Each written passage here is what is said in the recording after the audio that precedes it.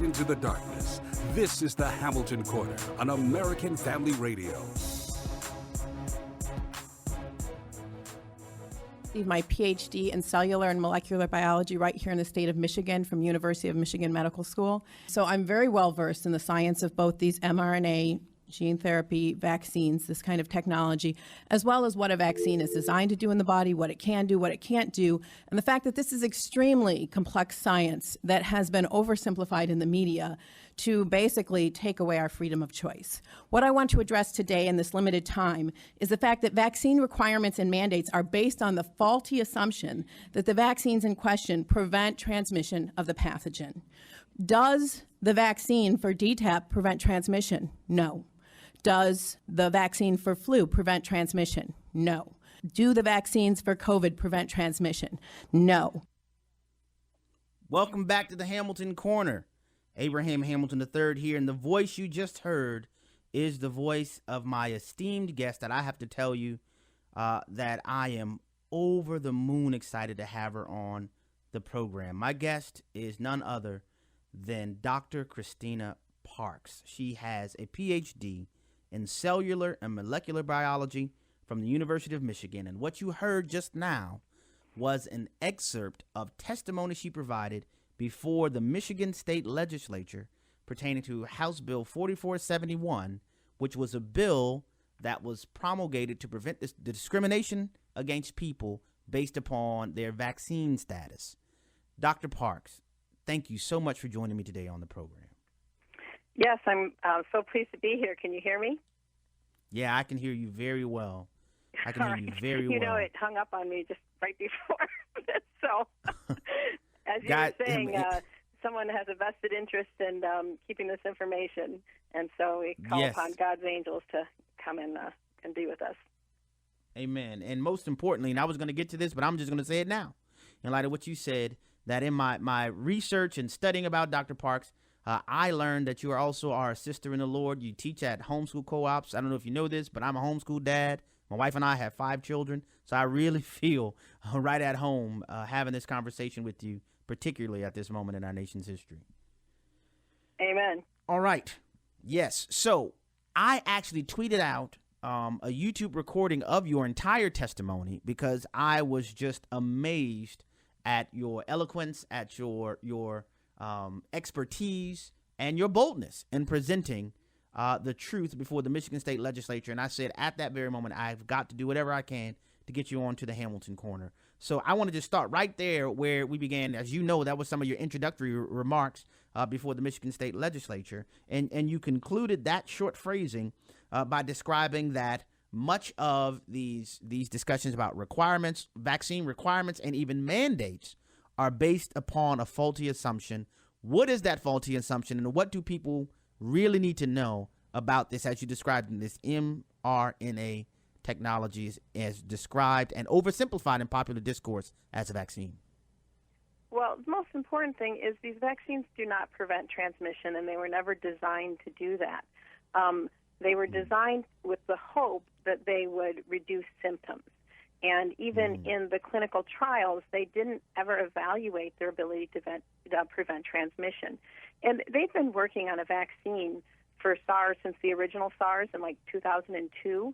And so this isn't like a new thing. Like, you know, it's maybe new to humans, but, you know, we had the first SARS in China. Now we have SARS-CoV-2. But the thing that they skipped, where they could have found out if it prevents transmission, would be in the animal trials. And they skipped those, and they didn't do those. And they didn't even evaluate in any way, shape, or form whether this prevented transmission. The assumption, based on what we know about vaccinology and previous vaccines, which I kind of referenced in my talk, is that this kind of vaccine wouldn't. And I want to be very clear about this. So when you inject a regular vaccine. This is not a regular vaccine. But you form antibodies, and with this you're going to form antibodies as well. You form 2 kinds. You form serum IgG and serum IgA. Those stay in your blood and tissue. They were designed to neutralize virus in the lungs, right? In order to prevent transmission, you have to stimulate the production of a particular kind of antibody called mucosal IgA. So these are antibodies in your mucous membrane, in your nose and throat. These vaccines aren't designed to do that, and they don't do that to a significant degree. There may be some very minor amount of doing that. And so because they don't, in fact, some people are actually, there's a intranasal vaccine under development that possibly might prevent transmission, but these don't. They don't stop the virus from replicating in your nose or in your throat. So even though they might reduce symptoms in the lungs, they're not preventing transmission. And I mean, look at that's what we've seen, everywhere, that the vaccinated are still getting this and they're still spreading it. Yes, and we even, and I talked about this on the program just yesterday, that we even see the CDC changing its definition of vaccination in light of what I think they know about what you just described, because prior to 2015, it described vaccinations as preventing certain diseases. Then subsequent to 2015, they started talking about immunization, and now they have redefined it yet again. They're saying protecting against. That is a consistent downgrade that seems, in my view, to cut against even the bases of the applications for emergency use authorization, because their emergency use authorization was secured on the basis that what they would produce by the way of a vaccine would prevent infection from the disease and transmission of it. I don't think most Americans are aware that preventing transmissibility was never on the table. I don't think most people are aware of that. I think it's very concerning to me, the misrepresentation. And we've seen this in the past. As I said, we saw this with DTaP, which, again, it protects from severe disease of whooping cough. And with infants 6 months and younger, that can be fatal. And so it's not that there's no worth to it, but they misrepresent it and say everybody needs to be vaccinated to prevent transmission. But all vaccination does is it neutralizes a toxin, which makes that horrible, horrible cough that can be so terrible in infants. But it doesn't prevent, in fact, if you have, toddlers, they can go to daycare and they can pick it up, even if they're fully vaccinated, and bring that dangerous bacteria back, give it to their infant brother or sister who hasn't had time to receive their full vaccination schedule, and they can get severe whooping cough. They basically become asymptomatic carriers. And so this misrepresentation, it's been, ongoing with the CDC. And what they do to prevent them having to say it a lot of times is they get celebrities to say, I'm doing this to protect my neighbors, because that celebrity can't be expected to be a scientific authority. If they said it incorrectly, then we could probably actually take them to court for it. So they have someone with no scientific background say it. And in fact, both the head of the CDC, Dr. Walensky, and Tony Fauci have both admitted that with the Delta variant, the vaccines aren't able to prevent transmission. What they're not telling you is they didn't even prevent transmission before. They're acting like something changed, and now they're not preventing transmission, but they didn't really prevent they were never designed to prevent transmission. That's amazing. I wrote that down in my notes from your testimony, where you cited Dr. Walensky admitting that these vaccinations, I call them shots, frankly, have no ability to prevent infection by or transmission of the Delta variant. Would you mind explaining to our listeners here the difference between the initial variant, and you made obvious about that in your legislative testimony, and this Delta variant? Well, first, I want to say that there are millions. There's like lots and lots of variants, right? And that's usually not a problem. Like, viruses mutate, but generally they're about the same. But what happens when you have a vaccination in the presence, when it doesn't actually prevent transmission of the virus, you get escape mutants. That means mutants that the virus, that the vaccine isn't working against. And so the vaccination actually selects for mutants that either escape it or that somehow vaccination is actually helping. And here's what I mean by helping. So sometimes the spike protein actually binds to the ACE2 receptor, and basically the antibodies in your body are actually supposed to neutralize and destroy that spike protein. But sometimes the antibodies accidentally help the spike protein, help the virus into the cell.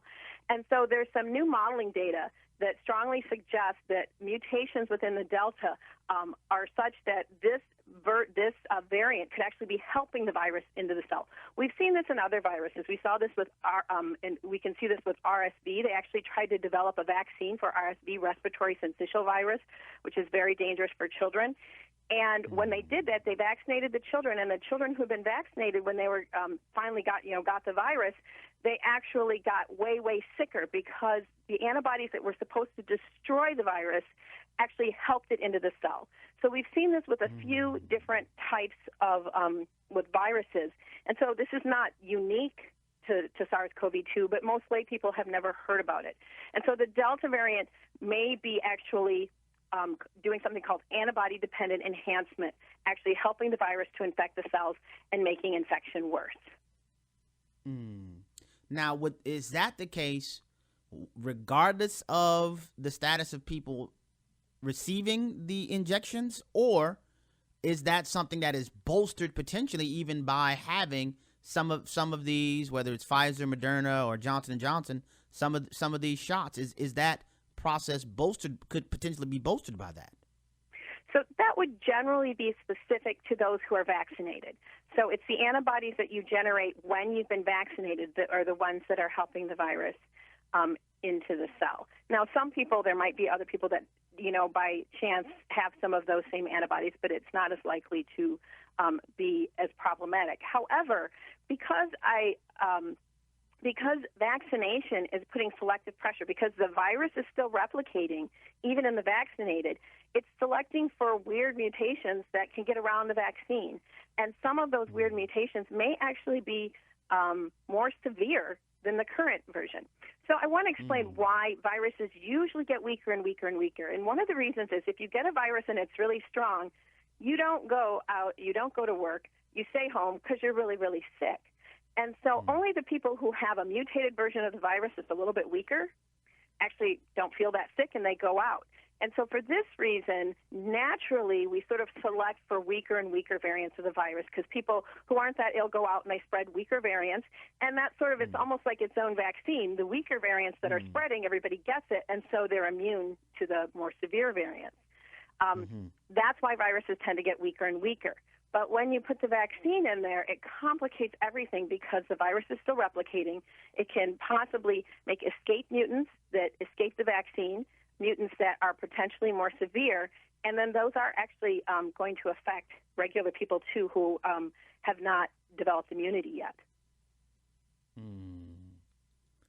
Why aren't we having more conversations about this? Because there are lots of people, and heard, like myself, when the initial conversations about vaccinations occurred, the public marketing message, if you will, was that if you get vaccinated, you won't get the virus.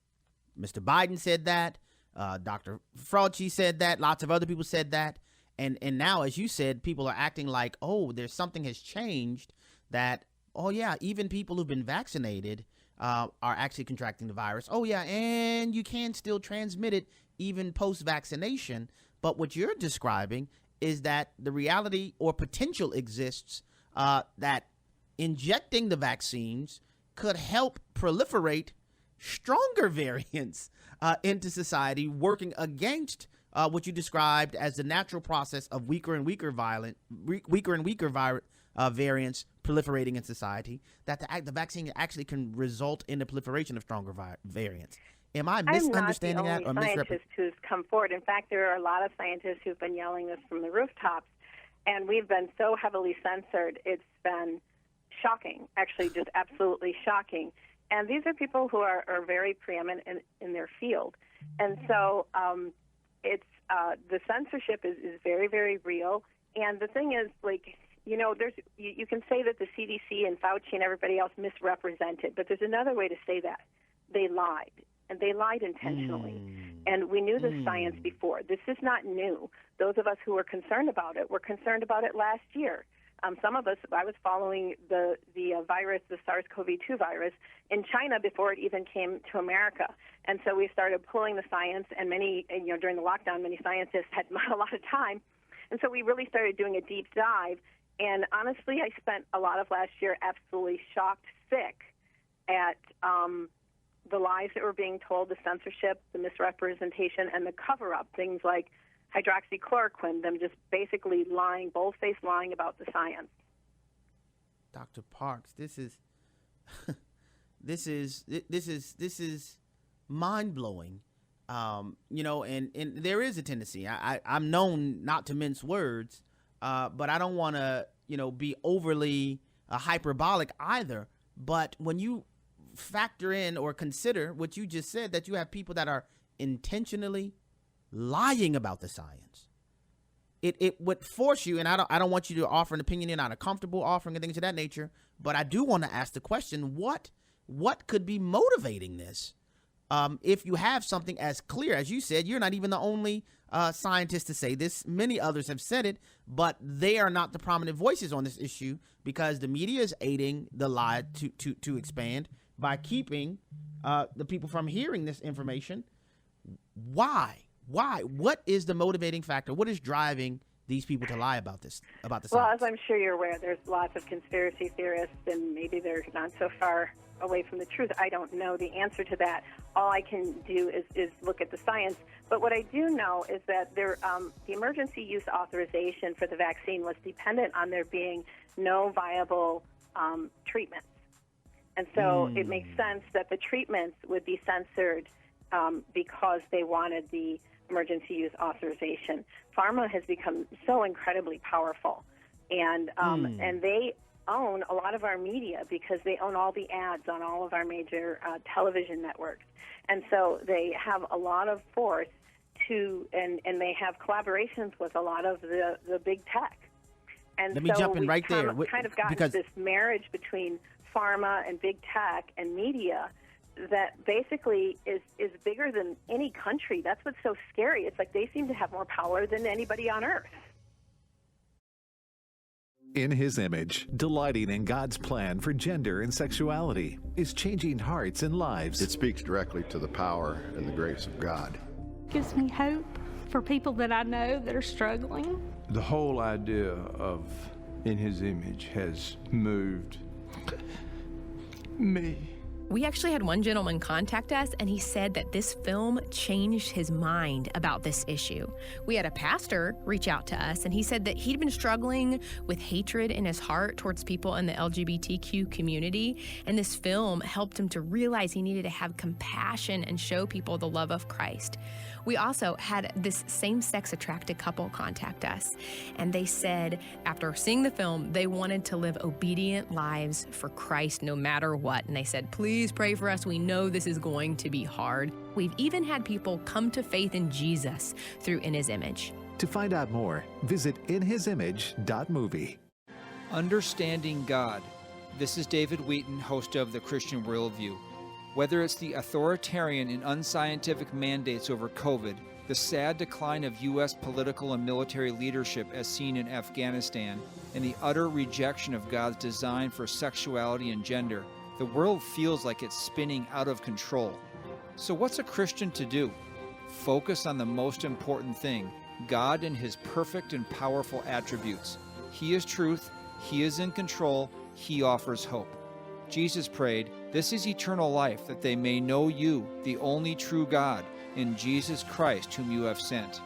Hear an interview with Dr. Stephen Lawson and preview his book, Show Me Your Glory, on the attributes of God at thechristianworldview.org. And then tune in this weekend for another topic that will sharpen your worldview.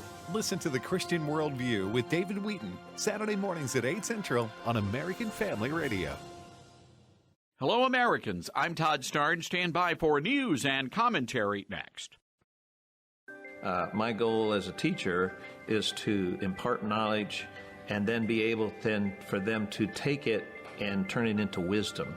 As we teach, I think, okay, 5 years down the road, how will the material that I am teaching them really affect their lives and their careers? Hi, Todd Starnes here. Truett offers biblically centered degree programs. Check out truett.edu/Starnes. The University of Tennessee Knoxville is hosting a series of meetings for white people to examine the crime of their skin color. The classes are part of the Masters in Social Work program at the university. The university says minority students should be provided a safe and supportive place, hence the segregation. According to emails obtained by Young America's Foundation, the White Accountability Group dealt with white skin privilege, holding Caucasian students accountable for engaging in whiteness. The Minority Affinity Group affirmed that people of color can be magical in a predominantly white university. In one role-play scenario, students actually discussed whether it was okay to call a pro-Trump classmate a racist. Well, this is what critical race theory looks like. The notion white students should be ashamed of the color of their skin.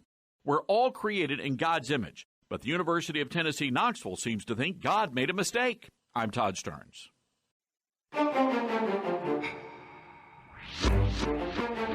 Hamilton Quarter podcast and one-minute commentaries are available at afr.net. Back to the Hamilton Quarter on American Family Radio. Every second I can with Dr. Parks while we have her. Before we went to the break, you dropped a bomb that I don't think many people are aware of. You said that in order for the emergency use authorization to go forward, one of the bases for its expediting was that there were no alternative treatments available. Would you mind just weighing into that a little bit more and just reiterating that, because that is a huge point that I think not many people are aware of. Right. Well, many people aren't aware. Like, many people heard that hydroxychloroquine, they heard the media say that,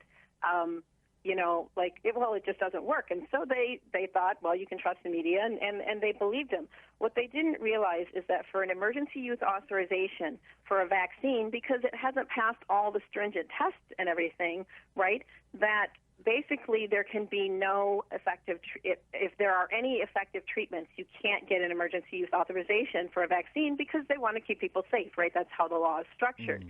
And so it was shocking to me that one of the top leading infectious disease experts in the world, Didier Raoult, showed back in March and April of the year that COVID started that basically hydroxychloroquine obliterated viral infections, the viral infection of SARS-CoV-2 in patients. He showed this.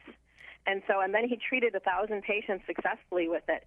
And so this is, and when I looked him up, he had worked with hydroxychloroquine for like a decade or more. And so this is someone who really knew what he was talking about. And he was poo-pooed as if he was nobody, and it was all shut down.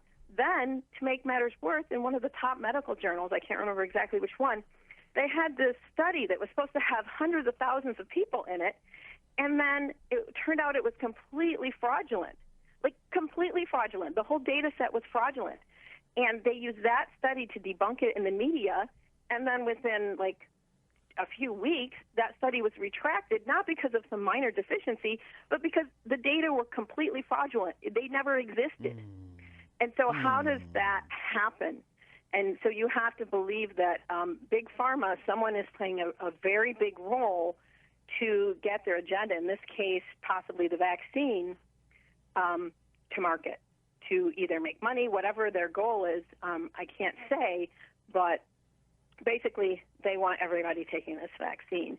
And pharma has exerted every muscle that they have to do that, and I think controlling the media is a big way. But again, the big tech censorship, anyone that posted my videos had their account banned for 30 days at the very least. So I didn't post any of my own videos on Facebook.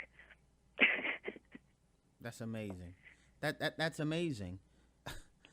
And it makes complete sense because, as you just said, if there are alternative treatments available, then there is no need for an emergency use authorization. And then we have subsequent studies. I talked yesterday about how in India, in the Uttar Pradesh province or state in India, that they had widespread usage of ivermectin, and contrasted that with the nearby state of Kerala, where they did not use it and they had clearly divergent results. And this isn't something that just happened like yesterday. We have over a year and a half's worth of data that indicated the differences in performance there. But we don't hear nearly a peep of that in American media to show the hopefulness of these types of treatment. But we have them attempting to conflate the drug that won the Nobel Peace Prize in 2015 with a derivative or that's used to service animals and treat it as if it's nothing other than a horse dewormer. And it's just it's that kind of egregious communication that contributes to people thinking and distrusting our media, distrusting our government, because this information is readily available, but they're concealing it from us with great intentionality. Exactly. If you go to c19.ivermectin.com, I think, or c19hcq.com, there is a database that has real-time links to every study that's been done on both of those medications with regard to COVID. And there are over 250 studies, dozens of clinical trials on hydroxychloroquine, and like 63 studies on ivermectin, one that was done in medical workers where they had almost 800 medical workers that were exposed to COVID daily, and they took prophylactic ivermectin, and zero of them got ill. Where in the control group, which was over 400 people, about half of them, more than half of them, got ill that weren't taking prophylactic ivermectin. So, they found that it's 86% effective at preventing transmission. Hydroxychloroquine is also somewhat effective at preventing transmission. If we had used these medications early, we would have shut this down. I had a neighbor that died of this. Many of us have people who have died of this, or people who have gotten very ill, and it's very scary. And so it's a hyperinflammatory disease. I'm not going to minimize it, but they never needed to have gotten it in the first place. If we had used this widespread, we would have shut this down. So to me, I don't know what the agenda is, but it's clear that someone has an agenda of having this illness continue in our population.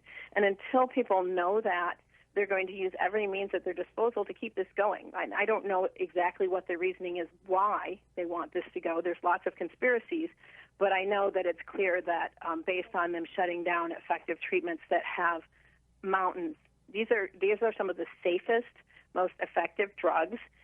They are both of them are kind of miracle drugs. They're broadly antiviral, broadly antibacterial. They're antifungal. They even have properties that make them anti-cancer. Maybe that's why they don't want you to know about them. But there's decades of science behind this and decades of safe use behind both of these medications in humans. That's amazing. That's amazing. I have basically two more areas I want to hit.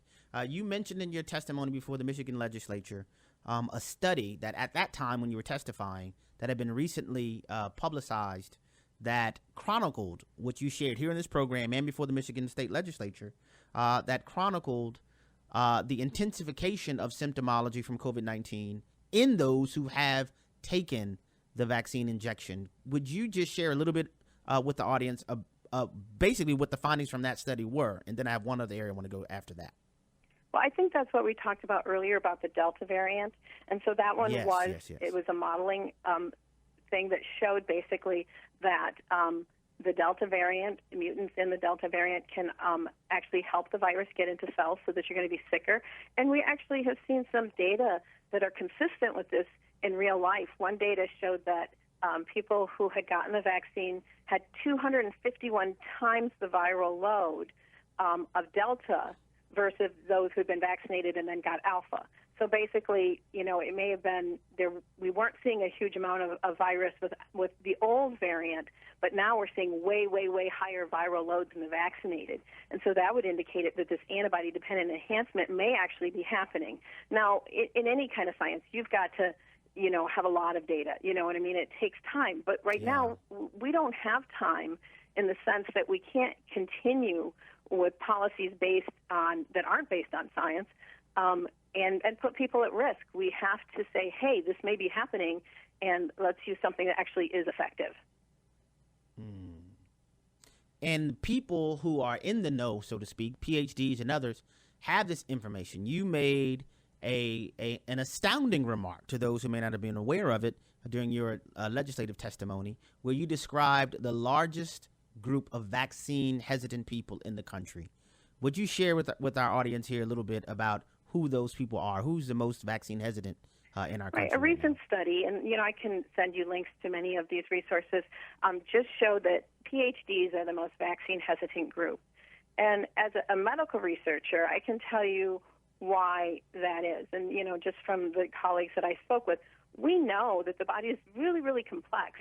And when I, was working at University of Michigan, we were actually identifying the receptors that the immune system uses to signal.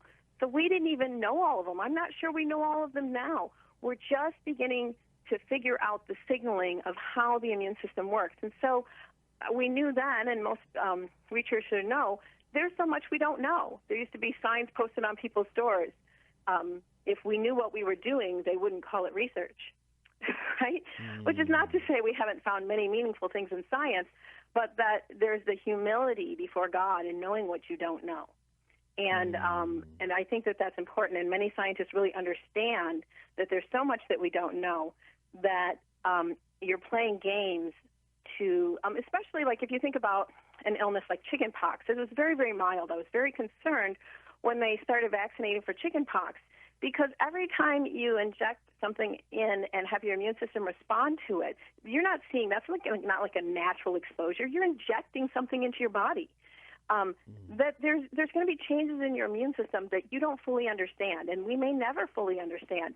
And for something that's really mild, it's just not worth it. Now, you could argue that SARS isn't really mild, but if we had a vaccine that, one, wasn't extremely dangerous form of gene therapy, or that actually prevented transmission, then the cost-benefit might be different. But real scientists are always going to weigh that cost-benefit, and part of the cost is always going to be what we don't know. There's always something we don't know, and you should always err on the side of humility and caution, especially if you had something like a medication, a treatment that you're not injecting that's not changing your immune system. It's a treatment that can help you get through the virus, establish natural immunity that you'll likely have for years, if not a lifetime, and it didn't change your immune system. Many of us have heard the description of this, this mRNA technology as gene therapy. When you say gene therapy, there's some people, lots of people who are not PhDs like you. What does that mean when you describe it as gene therapy? I'm sorry, can you repeat the question? What does that mean, what? Yeah, what does it mean when you describe these purported vaccinations as gene therapy? So there's many people that are trying to debunk this online, but it absolutely is a form of gene therapy. So what gene therapy is imagine that you were born with a gene that was mutated. And an example would be something like cystic fibrosis, where it causes you a disease, an illness, because your gene is mutated and it's not making the right protein. It's making a defective protein. So what they thought that they would do first is they would actually try to get the good gene in. But the problem was if they got it in, it might get into your DNA in the wrong spot and cause a mutation that could cause problems or cancer. And they're like, okay, that's not a good idea. So they thought, what if instead of let's not mess with the DNA at all. Let's just put RNA in there. And, one of the people speaking out, Robert Malone, is somebody who pioneered this technology. Let's just put this RNA in that makes the protein, and then we'll leave the DNA untouched. You're not going to have mutations. And so what they did is they put the RNA to make the right gene product that can correct the deficiency. The problem is they could never get enough of it in and have it made long enough to really have a therapeutic effect. They're still working on it. They're still working at different things. And so this is that same technology. But what they're using, instead of using like the good gene that, you didn't have, they're actually using the spike protein. They're putting in the mRNA that makes the spike protein. The spike protein is actually what is responsible for the toxic effect of SARS-CoV-2. So most of the deleterious effects of the viral infection are actually from the spike protein, and we're injecting mRNA into people, and in the case of Johnson & Johnson DNA, that's making the spike protein and deliver, and it's going all over the body. It's mind-boggling. This is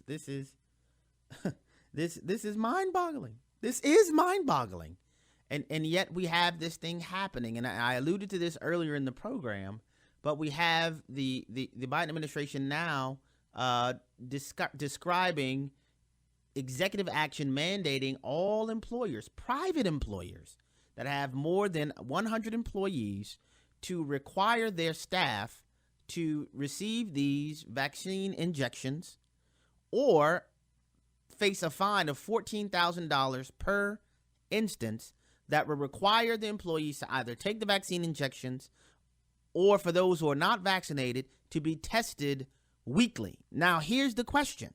If just as you've described, and we all know this to be true because even the CDC and others are recognizing this now, if the goal is to stop the spread of COVID-19, if that is the goal, but we know those who are vaccinated can still be infected by the virus and they still can transmit it, why would it only be those who are unvaccinated who would be subject to frequent testing?